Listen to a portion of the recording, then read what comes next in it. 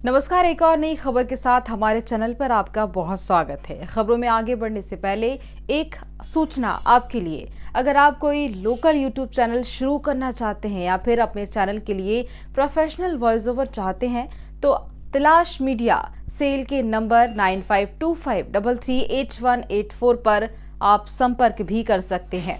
तो बढ़ते हैं आज की खास खबर की ओर। जी हाँ, गढ़वा की राजनीति को समझ पाना हर किसी के बस की बात नहीं है। जहां पिछले 5 सालों से गढ़वा को नए मुकाम पर पहुंचा देने वाले मंत्री मिथिलेश ठाकुर को गढ़वा की जनता ने हरा दिया, वहीं जीते हुए भाजपा विधायक सत्येंद्र नाथ तिवारी को हमेशा आता हुआ बयान विपक्षी दलों को इस कदर चुभता है, वे भी हमला बोलने से नहीं चूकते। और जहां झामुमो प्रवक्ता धीरज दुबे ने विधायक सत्येंद्र नाथ तिवारी को एक नालायक विधायक करार देते हुए आज एक बयान जारी कर कहा कि गढ़वा की जनता अब समझ में उनको आ चुका है कि वर्तमान विधायक को जिताकर अब वे ठगा हुआ महसूस कर रहे हैं। श्री दुबे ने विधायक को मीडिया के माध्यम से सलाह भी दी है कि मिथिलेश ठाकुर बनने की कोशिश करना सत्येंद्र नाथ तिवारी छोड़ दें।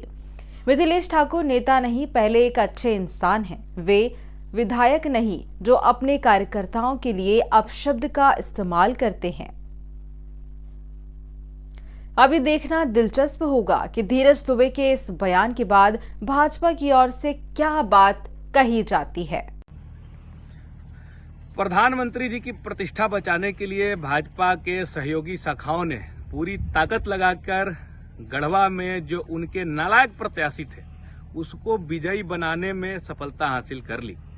लोगों को दिग्भ्रमित किया गया, बाहर से हर बूथ पर 5 लोगों को लगाकर रात में दरवाजा ठुकठुकाकर झूठ सच परोसा गया। एक पल के लिए उनको दिग्भ्रमित करके उनके वोट को ठगने का प्रयास किया गया और इसकी पूरी तरह से इस पर मुहर यहाँ के जो वर्तमान विधायक हैं जो ठगने में बहुत माहिर हैं वो लगा रहे हैं। चुनाव जीतने के बाद से जनता के सुख दुख में शामिल होने की बजाय एक बहुत ही भले पत्रकार का निधन हुआ, लेकिन विधायक उनके घर में जाकर उनके परिजनों को सांत्वना देना उचित नहीं समझे। वार्ड पार्षद के पुत्र का निधन हुआ, आज तक झांकी मारने नहीं गए। सबसे बढ़िया वोट जो उनको डुमरों में मिला था जिला पंचायत के, वहां सड़क दुर्घटना में व्यक्ति की मृत्यु होती है, लेकिन परिजन और उस परिवार का हाल जानने यहाँ का प्रतिनिधि नहीं जाता है। कार्यकर्ता फोन करते हैं तो कार्यकर्ताओं का फोन नहीं उठता है और दूसरे माध्यम से खबर भेजा जाता है विधायक जी के तो तबीयत न खराब बा। विधानसभा में टन टन आवाज सुनकर कार्यकर्ता बोल रहे हैं कि बताइए ये आदमी बीमार लग रहा है, कहीं से तो बीमार नहीं लग रहा है। और वहां भी मुद्दा का उठा रहे हैं कि मुख्यमंत्री जी चोटी काहे बढ़ाए हुए हैं। अरे भाई, चुन के गए हैं यहाँ के मुद्दों पर बात करने के लिए, तो आप पूछिएगा कि पश्चिम बंगाल चुनाव समय प्रधानमंत्री जी दाढ़ी काहे के लिए बढ़ाए हुए थे, मुख्यमंत्री जी चोटी काहे बनाए हुए हैं। यही ड्रामेबाजी, नौटंकी और मस्खरी करने के लिए आप वहां गए हुए हैं। जनता के मुद्दों से कोई लेना देना नहीं है। मुख्यमंत्री टिप्पणी कर रहे हैं गढ़वा के ऐसे विधायक पर कि बालू, गिट्टी, सीमेंट, अलकतरा कहना खाली छोड़ दिए थे। कि इनका तो बहुत पुराना अनुभव है। प्रतिनिधि बनाए थे, एक समाज के यहाँ युवा नेता हैं, बड़ा भाई हैं। देखे कि उनको एक दिन के लिए जिला नहीं प्रखंड के एक विभाग का प्रतिनिधि बनाया गया, बहुत मान सम्मान, पिछड़े जाति के नेता, समाज के नेता, और शाम को देख रहे हैं चिट्ठी निकल गया जब वो पार्टी वाटी दे दी अपने लोगों को कि नहीं प्रतिनिधि से हटाया जाता है। तो कार्यकर्ता को जो ठगता है, पार्टी को जो ठगता है, प्रधानमंत्री जी को मोदी जीवा बोलता है, मन से गाली गलौज करता है, संवेदकों को गाली गलौज किया जा रहा है। संवेदक को कह रहा है उधर से फोन पर कि हम तो राउरे आदमी ही, लेकिन उसको भी, वो भी माँ बहन का गाली। हम लोग तो सोचते थे कि इनके चमचा और बेलचा लोग फेसबुक पर अमर्यादित भाषा का प्रयोग कर रहा है, लेकिन अब समझ में आ रहा है कि गुरुए अमर्यादित है तो चेला लोग से क्या अपेक्षा रखा जाए संस्कार का। लेकिन चेतावनी देना चाहते हैं ऐसे लोग जो गलत भाषा का प्रयोग सोशल मीडिया पे कर रहे हैं, अगर आप अपनी माँ बहन के लिए भी यही शब्द का प्रयोग घर में करते हो तो दूसरे के लिए भी आप कर रहे होंगे।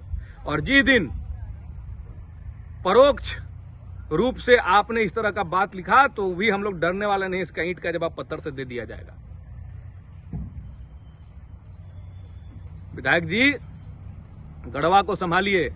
विकास का उम्मीद लोगों ने आपसे नहीं किया है। आप सब लोग जानते हैं, आपका भाषा सुन लिए हैं, भाषण कि जैसे 10 साल चलाए तो इसी 5 साल चलाएंगे। किसी को अपेक्षा नहीं है कि आप यहाँ विकास का काम कीजिएगा, लेकिन कम से कम कार्यकर्ता के सुख दुख में शामिल हो जाइए। जनता के तो सुख दुख से आपको कभी से मतलब नहीं रहा है। और फोन नंबर जो स्विच ऑफ करके और फलनवा ठेकनवा से जो मैसेज दिला रहे हैं कि तबीयत खराब है, सब बहाना मत कीजिए।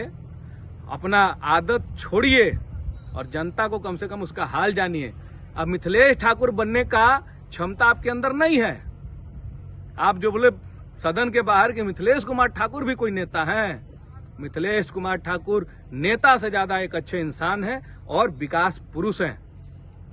कार्यकर्ताओं के लिए, यहाँ की जनता के सुख दुख में जितना हर दिन न्योता निकलता था मिथिलेश कुमार ठाकुर जी के आवाज से, चाहे वो किसी गरीब परिवार के क्रियाक्रम के लिए, बेटियों के शादी के लिए, किसी गरीब परिवार में कोई बीमार पड़ गया तो उसके इलाज के लिए, वो आपसे कभी संभव नहीं है।